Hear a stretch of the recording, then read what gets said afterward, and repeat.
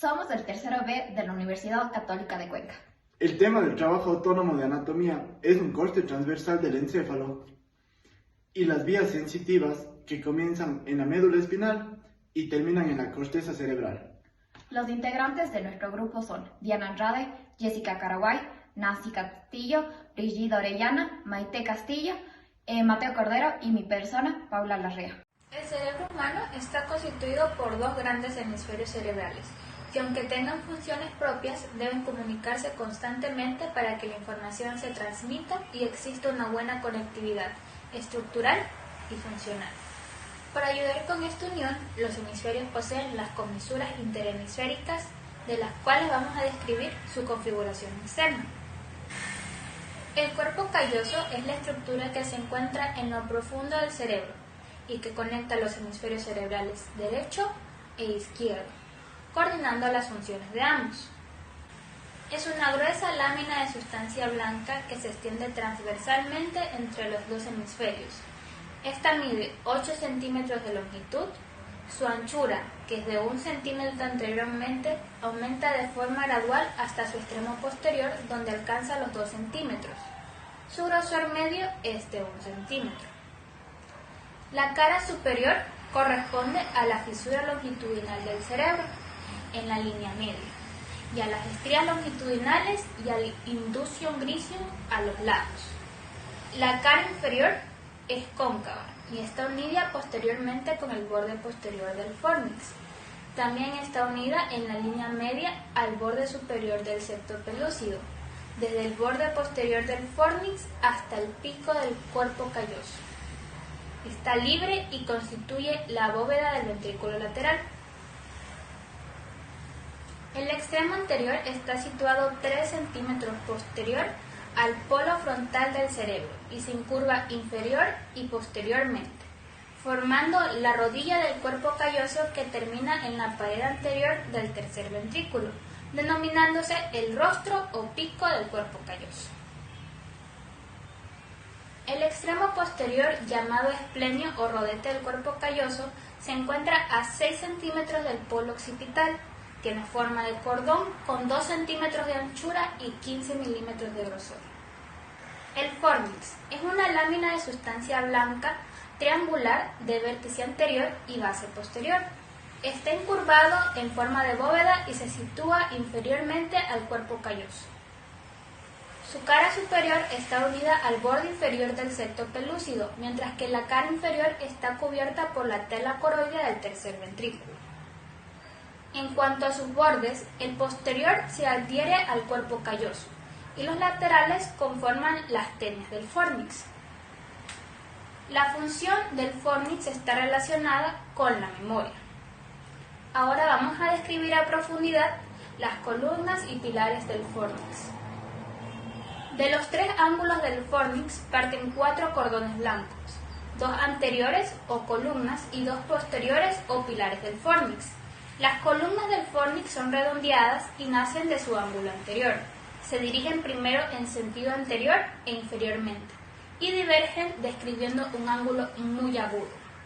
Rodean el extremo anterior del tálamo con el cual limitan el agujero interventricular. Estas descienden enseguida verticalmente sobre la pared anterior del tercer ventrículo. En cuanto a sus pilares, estos son voluminosos y aplanados y prolongan sus bordes laterales más allá de la base del fornix. El septo pelúcido. El septo pelúcido es un tabique medio formado por 2 láminas nerviosas adosadas que se extienden desde la cara inferior del cuerpo calloso hasta la cara superior del fornix. Estas 2 láminas delimitan entre sí en una cavidad virtual denominada cavidad del septo pelúcido. Bueno, ahora vamos a explicar lo que es el septum pelúcido y sus partes. El septum pelúcido es triangular y presenta lo que son 2 caras laterales planas y lisas, un borde superior convexo, un borde anterior inferior convexo también, que está en relación con lo que es la cara superior de la lámina reflejada de la rodilla del cuerpo calloso. También vamos a encontrar lo que es un borde posterior inferior, que está en continuidad con el fornix y el origen de sus columnas, un ángulo anterior redondeado y un ángulo posterior agudo. También encontramos lo que es un ángulo inferior, que se insinúa entre las columnas del fornix y el pico del cuerpo calloso hasta las proximidades de la comisura anterior. Existe en la parte inferior del septum pelúcido, cerca de la sustancia perforada anterior, un núcleo de sustancia gris, denominado núcleo septal. Ahora, en relación con lo que es la fisura transversa del cerebro, vamos a decir que esta es una depresión profunda, excavada posteriormente y a los lados. Se encuentra entre los hemisferios cerebrales y las grandes comisuras interhemisféricas por una parte y el diencéfalo y el mesencéfalo por otra. Presenta la forma de una herradura cóncava anteriormente. La parte media está comprendida entre lo que es el esplenio del cuerpo calloso y el fornix superiormente, y los colículos y el techo del tercer ventrículo inferiormente.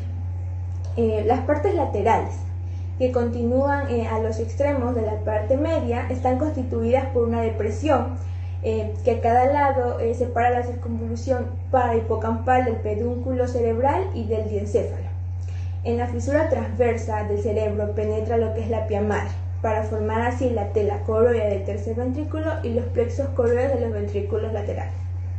Ahora sí, para formar lo que es la tela coroidea del tercer ventrículo, la pía madre penetra en la parte media de la fisura transversa del cerebro, es decir, entre lo que es el fornix superiormente y el techo del tercer ventrículo inferiormente, con la cara superior del tálamo, formando así lo que es un repliegue, dando así la tela coroidea del tercer ventrículo. Esta tela es triangular. La base posterior corresponde a la abertura transversal del segmento medio de la fisura transversa del cerebro, y el vértice está en relación con el fornix. Los bordes laterales son gruesos y forman lo que son los plexos coroides de los ventrículos laterales. Hablando del núcleo caudado. El núcleo caudado es inmediatamente lateral al tálamo. Describe en este y de la cápsula interna una curva en forma de herradura que está situada en un plano vertical y antero-posterior. Tiene una cabeza en su extremo antero-superior y conforme disminuye de grosor hacia su extremo inferior, encontraremos la cola. Entre la cabeza y la cola se encuentra el cuerpo del núcleo caudado. En este núcleo se describe dos caras, de las cuales una constituye la convexidad del anillo, que es la cara libre o también llamada ventricular, y la cara adherente, que forma su concavidad. Dos bordes, uno lateral y otro medial, y dos extremos en los que se encontrará en este núcleo. La cara ventricular está en relación con el ventrículo lateral y recubierta por el epitelio ependimario. Esta cara puede dividirse en tres partes que corresponden a los tres segmentos de la curva descrita en el núcleo caudado. Uno superior, un medio y inferior. El segmento superior constituye la parte anterior y lateral del suelo del asta frontal del ventrículo lateral. El segmento medio corresponde a la porción central del ventrículo lateral. Y el segmento inferior, cubierto por una delgada capa de sustancia blanca, forma parte del techo del asta temporal del ventrículo lateral. Ahora, pasando al núcleo lentiforme o lenticular, este se encuentra situado lateralmente al núcleo caudado y al tálamo. Se extiende 5 centímetros aproximadamente. En un corte frontal, este núcleo es triangular y presenta tres caras, una lateral, otra supermedial y otra inferior. Tres bordes cuya orientación está determinada por la de las caras y dos extremos que vendría a ser un extremo anterior y otro posterior. Pasando a las caras, la cara lateral está separada de la corteza cerebral del lóbulo de la ínsula por una delgada capa de sustancia blanca. Esta se divide en dos capas secundarias por medio del claustro, que es una cápsula externa y una cápsula extrema, y el borde medial configura un ángulo obtuso que sobresale medialmente. El vértice de este ángulo corresponde a la rodilla de la cápsula interna. Dentro de la configuración interna del núcleo lentiforme encontramos que está dividido en tres segmentos por dos láminas verticales de sustancia blanca, que son las láminas medulares laterales y la medial. De los tres segmentos, la lateral es la más voluminosa. Presenta una coloración gris y es conocido con el nombre de putamen. Medialmente al putamen, los segmentos intermedio y medial forman el globo pálido. Ahora, pasando al claustro, el claustro señala el núcleo lentiforme. Se encuentra verticalmente en la corteza del lóbulo de la ínsula y la cara lateral del núcleo lentiforme. El claustro está comprendido entre dos capas que ya fueron mencionadas anteriormente, que es la cápsula externa y la extrema. Estas dos cápsulas separan el claustro de la sustancia gris del lóbulo de la ínsula lateralmente y de la cara lateral del núcleo lentiforme medialmente. Sustancia blanca de los hemisferios cerebrales. Se distinguen varias partes que son la cápsula externa, la cápsula extrema, la cápsula interna y el centro semioval. La cápsula interna es el espacio comprendido entre el núcleo lentiforme, el tálamo y la región subtalámica. Se compone de la rodilla, el brazo anterior, el brazo posterior y el área retrolenticular. El brazo anterior está entre la cabeza del núcleo caudado y la parte anterior de la cara supermedial del núcleo lentiforme. Tiene fibras tálamo-lentiformes, tálamo-corticales y el brazo posterior está limitado medialmente por la cara lateral del tálamo y de la región subtalámica, mientras que lateralmente está la parte posterior de la cara supermedial del núcleo lentiforme y está ocupado por fibras corticoespinales, las talamocaudadas, las talamolenticulares y las corticotalámicas. La rodilla tiene fibras corticonucleares y el tracto frontopontino. El área retrolenticular tiene fibras talamoparietales y la radiación óptica. El centro semioval es toda la sustancia blanca que atraviesa un hemisferio cerebral y que no corresponde a la cápsula interna, externa ni extrema, mientras que el centro oval está constituido por los dos centros semiovales unidos por el cuerpo calloso. Los ventrículos laterales tienen forma de C y corresponden al espacio que se encuentra entre el lóbulo frontal, temporal y occipital. Está formada por el núcleo caudado, el tálamo y el pedúnculo cerebral y tiene tres astas. La primera es el asta anterior o frontal, presenta tres paredes, la superior, inferolateral y medial. La pared superior o bóveda es cóncava y está formada por la cara inferior del cuerpo calloso, mientras que la pared medial está comprendida entre el cuerpo calloso, fornix y septo pelúcido. Su pared inferior consta de dos segmentos. El segmento anterior está formado lateralmente por la cabeza del núcleo caudado y anterior medialmente por la rodilla del cuerpo calloso. Su segmento posterior tenemos al cuerpo del núcleo caudado, el surco talamoestriado que tiene la lámina córnea, vena talamoestriada superior y la estría terminal. Por otro lado también tenemos el segmento lateral de la cara superior del tálamo, surco coroideo, plexo coroideo del ventrículo lateral, la mitad lateral de la cara superior del fornix. Por otro lado, el agujero interventricular comunica el ventrículo lateral con el tercer ventrículo, el cual está limitado en su extremo anterior del tálamo y la columna del fornix y la tela coroidea del tercer ventrículo. Asta inferior o asta temporal. Forma de una media luna. Se extiende en el lóbulo temporal, inferiormente a la cola del núcleo caudado. Termina en un fondo de saco aproximadamente 2 centímetros en sentido posterior al extremo anterior del lóbulo temporal. Presenta dos paredes, una pared superior o techo. Es una lámina cóncava, discurre en la cola del núcleo caudado y la estría terminal, denominado por la porción sublentiforme de la cápsula interna. Pared inferior, convexa y se orienta superiormente. Está formada por el hipocampo y la fimbria del hipocampo. El hipocampo o asta de Amón es un rodete blanco en forma de media luna, cóncavo medialmente y más ancho anterior que posterior. El extremo anterior es abultado denominado pie del hipocampo. Se confunde lateralmente al uncus con la sustancia blanca del lóbulo temporal, en el extremo posterior denominado cola. Se une a la fimbria del hipocampo y se continúa con el pilar del fornix. Su borde lateral convexo acompañado por un saliente denominado eminencia colateral.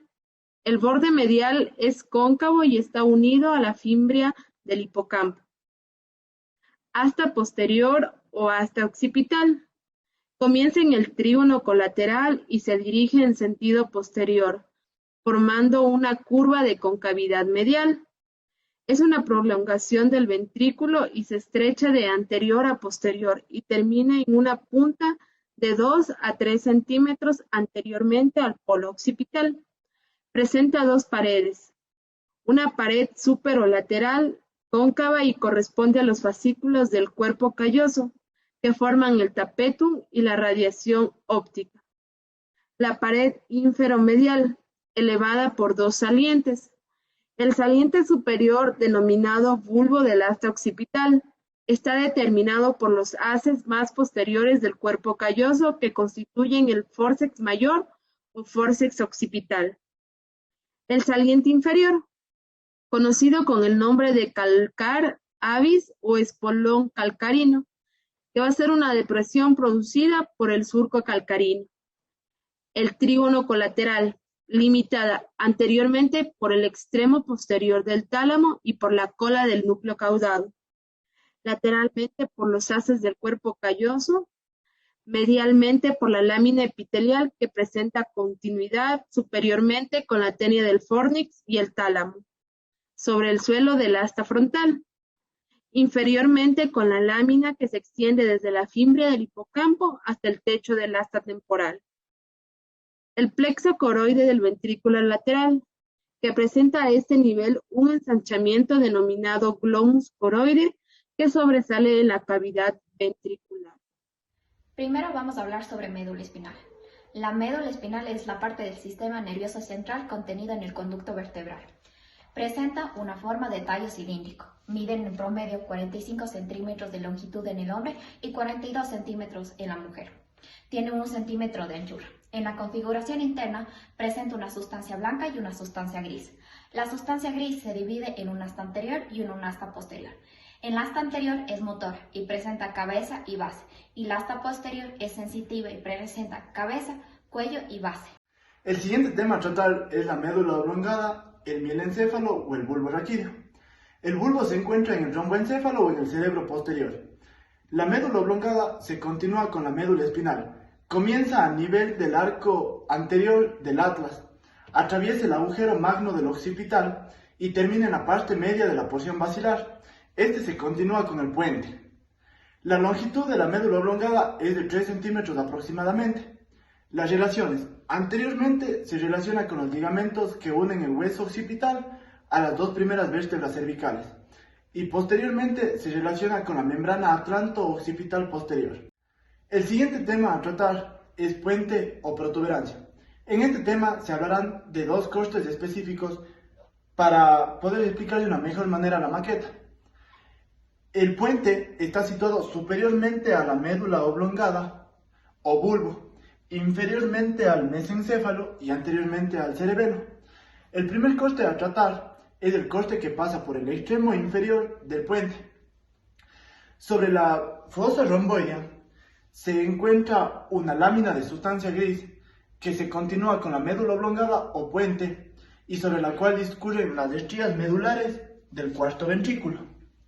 El nervio vestibular termina en las masas celulares situadas en la sustancia gris de la fosa romboidea a nivel del área vestibular. Estas masas celulares se dividen de medial a lateral en un núcleo vestibular medial y en un núcleo vestibular lateral. El nervio coclear termina en dos núcleos denominados el núcleo coclear posterior y el núcleo coclear anterior. Estos están situados uno al lado del otro sobre la parte anterior y lateral del pedúnculo cerebeloso inferior, cerca de su extremo superior, anterior y medialmente a los núcleos del nervio vestibular, se ve el tracto espinal del nervio trigémino. En la parte anterior de la formación reticular y posterior al tracto piramidal, el corte secciona el extremo superior de los núcleos de la médula oblongada y una haz de fibras longitudinales denominado el tracto tegmental central. El espacio interolivar está ocupado por el menisco medial. Ahora hablaremos acerca del segundo corte, que es el corte que pasa un poco inferior al extremo superior del puente. Este corte secciona el extremo antero-inferior de los pedúnculos cerebelosos medios y superiormente a estos los pedúnculos cerebelosos superiores. Existe en el espesor del lemnisco lateral y en su unión con el lemnisco medial una pequeña masa de sustancia gris denominada el núcleo del lemnisco lateral. Posteriormente al punto de unión entre el lemnisco medial y el lemnisco lateral, y lateralmente al tracto tegmental central, se observa en el corte un cúmulo de sustancia gris que es el núcleo olivar superior, o también llamado complejo olivar superior. Posterior al lemnisco medial, es decir, sobre la cara posterior, se extiende transversalmente desde el núcleo olivar superior a otro, un haz de fibras transversales que es el cuerpo trapezoide. Medialmente al núcleo olivar superior, algunos cortes muestran una pequeña masa de sustancia gris que es denominado el núcleo del cuerpo trapezoide. En la sustancia gris de la fosa romboidea se distingue una masa celular que da origen a una parte de la raíz motora del nervio trigémino y que se denomina núcleo motor del nervio trigémino. El siguiente tema que vamos a tocar es sobre el mesencéfalo. El mesencéfalo, o también conocido como cerebro medio, procede de la transformación de la vesícula encefálica media. Se sitúa anterior y superior al puente. Comprende de los pedúnculos cerebrales y los colículos de su dependencia. Lo atraviesa los acueductos del mesencéfalo, o también conocidos como acueductos cerebrales, que es la continuación del cuarto ventrículo y que representa el conducto central de la vesícula encefálica primitiva medial.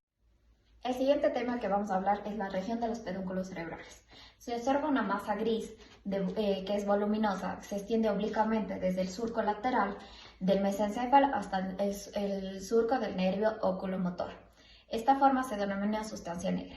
Tenemos que saber que la sustancia negra divide la región peduncular en dos partes: en el pie del pedúnculo cerebral y el tegmento del mesencéfalo, o también conocido como calota.